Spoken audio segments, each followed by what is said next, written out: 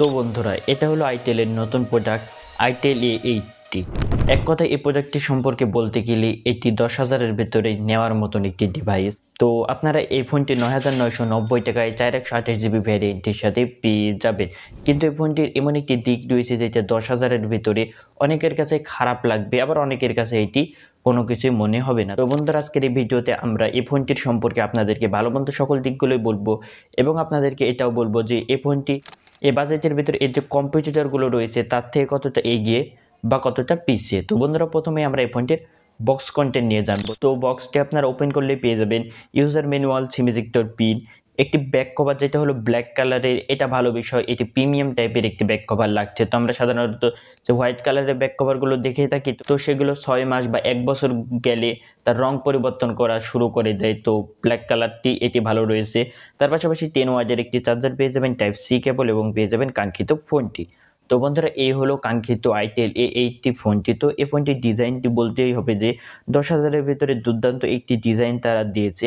এই ফোনটি আপনারা মোট 3টি কালারে পেয়ে যাবেন। এর মধ্যে থেকে যে এর হোয়াইট কালারটি রয়েছে, এতে দেখতে পাচ্ছেন যে এখানে কিছু স্পেশাল প্যাটার্ন দেওয়া রয়েছে, যার ফলে দেখতে খুবই দুর্দান্ত লাগছে। তবে যে বিষয়টি ডিজাইনের দিক দিয়ে আপনাদেরকে দুর্দান্ত লাগবে না, সেটি হলো দেখতে পাচ্ছেন যে ফোনটির মাঝ বরাবর এখানে গ্রামীণ ফোনের লোগো দেওয়া রয়েছে। তো এই ফোনটি গ্রামীণ ফোনের সাথে কোলাবোরেশন করে আইটেল লঞ্চ করেছে। তো লোগোর কারণে ডিজাইনটি দেখতে অনেকের কাছে খারাপ লাগবে। তো আপনাদের কাছে কেমন লাগছে লোগোর কারণে ডিজাইনটি দেখতে অবশ্যই কমেন্ট করে জানাবেন। আর বন্ধুরা, দেখতে পাচ্ছেন যে এখানে ক্যামেরা মডিউলের ভিতরে একটি ফ্ল্যাশ লাইট দেওয়া রয়েছে এবং এই ফোনটিতে আপনারা ডুয়েল ফ্ল্যাশ লাইট পেয়ে যাবেন, যেটা আপনারা ইচ্ছা করলে এর যে 360 অপশন রয়েছে এর সাহায্যে আপনারা দুটো ফ্ল্যাশ লাইটই একসাথে জ্বলাতে পারবেন, যেটা ভালো বিষয় রয়েছে। ফোনটিতে আপনারা প্রয়োজনীয় সকল পোর্টস এবং বাটনই পেয়ে যাবেন। ভলিউম রকার, পাওয়ার বাটনের সাথে এখানে ফিঙ্গারপ্রিন্ট সেন্সর দেওয়া রয়েছে, যেটা ফাস্ট এবং অ্যাকুরেট। লেফট সাইডের দিকে সিম কার্ড ট্রে, যেখানে আপনার ইচ্ছা করলে দুটো সিম কার্ড এবং একটি SD কার্ড ব্যবহার করতে পারবেন। নিচের দিকে 3.5mm অডিও জ্যাকের port, microphone, type C port এবং স্পিকার পেয়ে যাবেন। তো এখানে সিঙ্গেল স্পিকার দেওয়া রয়েছে। তবে বাজেট পয়েন্ট থেকে সাউন্ড কোয়ালিটি এখানে গুড অ্যান্ড এনাফ রয়েছে। তবে ফোনটিতে যে বিষয়টি পাবেন না সেটি হলো সেকেন্ডারি নয়েজ ক্যান্সেলেশন মাইক, এবং সকলেই এই বিষয়টি হাইলাইট করছে যে এই ফোনটিতে সেকেন্ডারি নয়েজ ক্যান্সেলেশন মাইক দেওয়া উচিত ছিল। কিন্তু এই বাজেটের ভিতরে আপনারা যদি লক্ষ্য করতে চান বাজারে অন্যান্য ফোন, সেখানে আপনারা সেকেন্ডারি নয়েজ ক্যান্সেলেশন মাইক পাবেন না। তো এই বিষয়টি আসলে এই ফোনটির খারাপ দিক না, তবে দিলে এখানে ভালো হতো।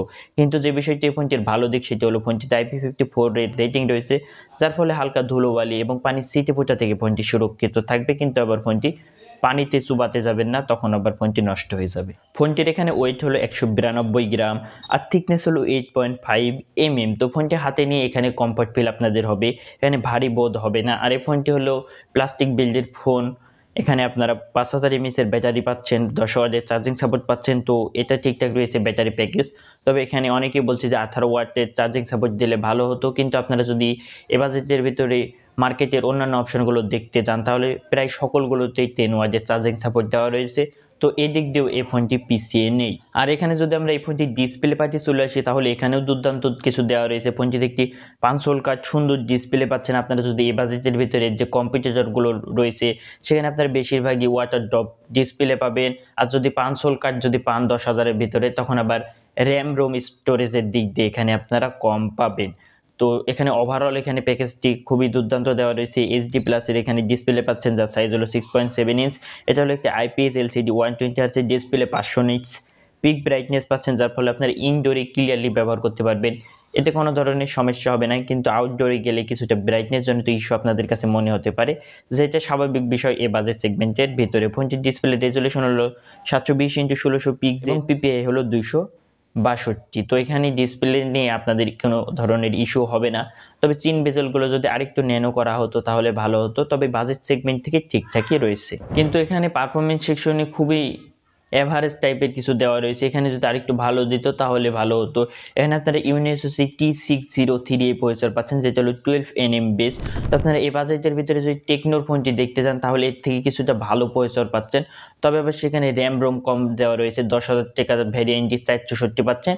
আর 4128GB ভ্যারিয়েন্ট নিতে গেলে টেকনো স্পার্ক Go 1 এর সেটি আবার আপনাদের 12,500 টাকা পড়বে। তখন আবার 2 থেকে 2,500 টাকার মতো প্রাইস বাড়াতে হবে। তো এখানে এই প্রসেসরটি যেটা দেওয়া রয়েছে ঠিকঠাকই রয়েছে। এই বাজেট সেগমেন্টের ভিতরে যে 4128GB দিচ্ছে যেটি A55, সেখানে আবার প্রসেসরটি এর থেকেও খারাপ দেওয়া রয়েছে। সেটি হলো আবার 28nm ফেব্রিকেশনে বিল্ড করা একটি প্রসেসর। তো সেই দিক দিয়ে ফোনটিতে যে পয়সা দিয়েছে এটা ওভারঅল এখানে ব্যালেন্স টাইপের বলতে পারি। এর আন্তর্জাতিক স্কোর আপনারা 1,56,000-এর আশেপাশে পেয়ে যাবেন। তো এই ফোনটিতে আপনার টুকটাক গেমিং, 2Gর মতো গেমিং এবং ডেইলি লাইফের যে সকল কাজ বাজগুলো রয়েছে সেগুলো আরামসে হ্যান্ডেল করে নিতে পারবেন, এতে কোনো ধরনের সমস্যা হবে না। আর ফোনটিতে রয়েছে অ্যান্ড্রয়েড 14-এর গো এডিশন, আইটেল OS 14 পেয়ে যাচ্ছেন। তবে এখানে কিছু ব্লোটার পাচ্ছেন। তো আপনারা যদি এই ফোনটি কিনেন, প্রথম কাজ হবে আপনাদের যে সকল অপ্রয়োজনীয় অ্যাপগুলো রয়েছে সেগুলো ডিলিট করে দেবেন। কানেক্টিভিটির ক্ষেত্রে এখানে আপনারা wifi, Bluetooth, GPS, FM radio সকল কিছুই পাচ্ছেন। তবে NFC দেওয়া নেই। তবে যে বিষয়টা অনেকেই জানতে চান যে ফোনটিতে ভার্চুয়াল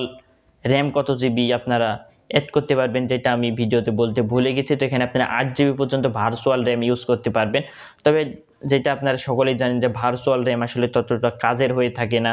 তো আপনারা যদি এ নিয়ে একটি ভিডিও চান যে ভার্চুয়াল র্যাম আসলে কোন ধরনের কাজে আসে বা এর কাজ কী, তাহলে আমরা এ নিয়ে ডেডিকেটেড ভিডিও দেওয়ার চেষ্টা করব। তো কমেন্ট করে জানাবেন। তো আমার মনে হয় না যে এ নিয়ে ভিডিও দেওয়ার প্রয়োজন রয়েছে। ইউটিউবে আপনারা এ রিলেটেড অনেক ধরনের ভিডিও বর্তমানে পেয়ে যাবেন। সর্বশেষে ফোনটির ক্যামেরা সেকশনে চলে এলে এখানেও খুব একটা বেশি খারাপ দেওয়া নেই। এখানে 22 সেগমেন্টের ভিতরে ঠিকঠাক দেওয়া রয়েছে। 50 মেগাপিক্সেল মেইন ক্যামেরা পাচ্ছেন, তার সাথে একটি অক্সিলারি লেন্স পাচ্ছেন, 8 মেগাপিক্সেলের সেলফি ক্যামেরা পাচ্ছেন। ফোনটি থেকে তোলা ছবিগুলো খারাপ না। এবার সেগমেন্টের ভিতরে কম্পিউটারগুলোর সাথে যদি কম্পেয়ার করা যায় তাহলে ফোনটি থেকে ভালো পরিমাণে ছবি হচ্ছে, এটা আমরা বলতে পারি। এ বাজেটের ভিতরে আপনারা বেশিরভাগই দেখতে পাবেন যে 13 মেগাপিক্সেলের মেইন ক্যামেরা দেওয়া রয়েছে। তো সেই দিক দিয়ে ফোনটিতে ভালো দেওয়া রয়েছে। আর ফোনটির বোথ ক্যামেরা দিয়ে আপনারা 1080p 30fps এখানে ভিডিও শ্যুট করতে পারবেন। তবে এখানে ভিডিও, যেটা সকলেই জানেন যে বাজেট সেগমেন্টের ভিতরে স্টেবল ভিডিও পাবেন না, এখানে আপনারা কাজ চালানোর জন্য ভিডিওগুলো করতে পারেন। তো এখানে কনক্লুশনে চলে এলে এই ফোনটির সম্পর্কে এখানে আমার কাছে দুটো জিনিস মোট খারাপ লেগেছে। প্রথম বিষয়টি হলো ডিজাইনের দিক দিয়ে গ্রামীণ ফোনের লোগোটি, এটি যদি না থাকতো তাহলে ডিজাইনের দিক দিয়ে ফোনটি খুবই দুর্দান্ত লাগতো। তো এই বিষয়টা আপনাদের কাছে কেমন লেগেছে অবশ্যই কমেন্ট করে জানাবেন। এবং দ্বিতীয়ত হলো যে আইটেলের ওএসে বেশিরভাগ আপডেট আসে না, তো এটি একটি খারাপ দিক রয়েছে। বাদবাকি ফোনটির যে সকল বিষয়গুলো দেওয়া রয়েছে 10,000-এর ভিতরে আমার কাছে একটি নেওয়ার মতন মোবাইল ফোনই লেগেছে। তো বন্ধুরা, সর্বশেষে আপনাদের কাছে এই ফোনটি কেমন লেগেছে অবশ্যই কমেন্ট করে জানাবেন। এবং বন্ধুরা, ভিডিওটি যদি ভালো লাগে একটি লাইক অবশ্যই করে দেবেন এবং সাবস্ক্রাইব করে পাশে থেকে বেল আইকনটি অলে সিলেক্ট করে রাখবেন, যাতে করে এরকম ভিডিও আপনারা আরও দেখতে পান। দেখা হচ্ছে অন্য কোনো ভিডিওতে। ভালো থাকবেন, সুস্থ থাকবেন। আল্লাহ হাফেজ।